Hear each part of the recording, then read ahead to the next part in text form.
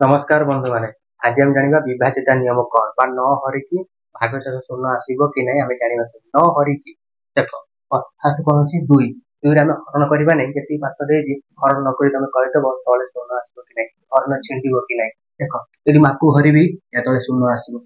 देख आकू हरिले या तले शून्य आसो ना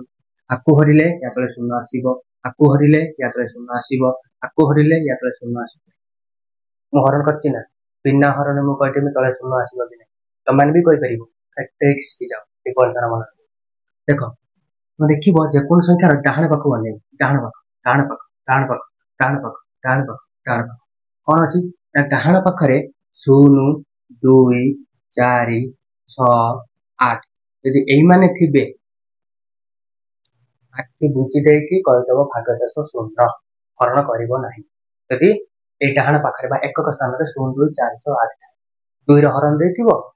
हरण के तले शून्य आसो कि नहीं कहीदेव